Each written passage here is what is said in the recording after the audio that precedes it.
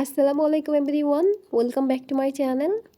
আজকে মুসমুসে একটা নাস্তা রেসিপি শেয়ার করছি। খুবই ইজি একটা রেসিপি, মাত্র 2টা ডিম দিয়ে আর বেসন দিয়ে এই নাস্তাটা তৈরি করব। তো আশা করছি সহজ আর মজার রেসিপি ভালো লাগবে। তো এই মুসমুসে নাস্তাটা তৈরি করার জন্য আমি এখানে একটা হাঁড়িতে 2টা ডিম নিয়ে নিয়েছি। এই 2টা ডিমকে এখন আমি সিদ্ধ করে নেব। ডিম 2টা সিদ্ধ হয়ে গেছে, তো এখন আমি চুলাটাকে বন্ধ করে দিচ্ছি। এখন এই ডিমটা ঠান্ডা করে ছিলে নেব। তো ডিমটাকে ছিলে নিয়েছি, তো এখন আমি একটা ছুরি দিয়ে ডিমটাকে কেটে নিচ্ছি। তো এক একটা ডিমকে আমি 4 টুকরা করব।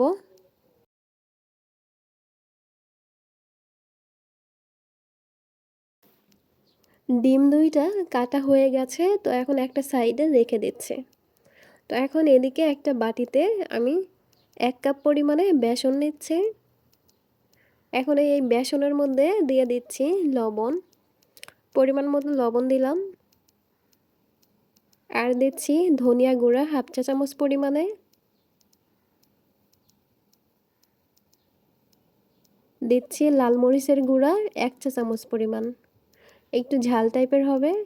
আর জিরা গুঁড়া দিয়ে দিলাম 1/2 চা চামচ পরিমাণে। আদা রসুন বাটা দিয়ে দিচ্ছি 1/2 চা চামচ পরিমাণে। এখন পানি দিয়ে আমি একটা ব্যাটার তৈরি করে নেব। তবে এই ব্যাটারটা অনেক বেশি পাতলা হবে না, একটু ঘনই হবে।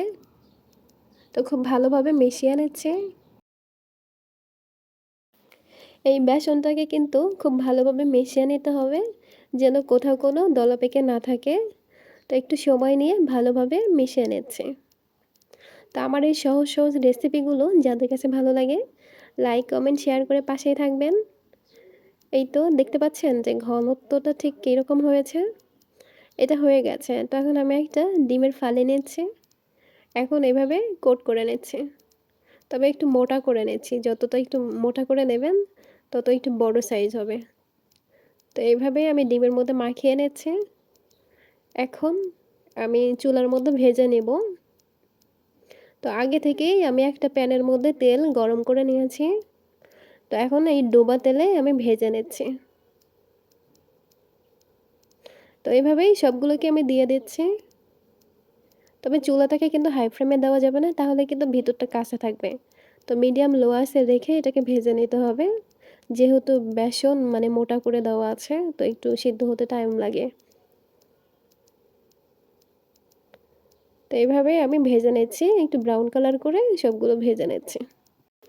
তবে এটা ভাজার সময় কিন্তু সাবধানে ভেজে নেবেন। তো তেল কিন্তু প্রচুর ছিটকাচ্ছিল, তো খুবই রিস্কি ছিল। তো এই তো ভাজা হয়ে গেছে। তো এখন আমি একটা ঝারনির মধ্যে তুলে নিচ্ছি, তুলে তেল ঝরিয়ে নিব। তো মাত্র 2টা ডিম দিয়ে কিন্তু অনেকগুলো নাস্তা হয়ে গেছে। এই তো রেডি হয়ে গেল। এখন দেখতে মাশাআল্লাহ অনেক সুন্দর লাগছে, আর খেতেও বেশ ভালো। তো খুবই সহজ আর হেলদি একটা রেসিপি। যারা যারা এখনও এই সহজ রেসিপিটা ট্রাই করেননি বা খাননি, তো একবার হলেও ট্রাই করে দেখবেন। তো আমার কাছে কিন্তু ভীষণ ভালো লেগেছে। তো অনেক হেলদি কিন্তু একটা রেসিপি, খুবই সহজ। তো আশা করছি সহজ আর মজার রেসিপি ভালো লেগেছে।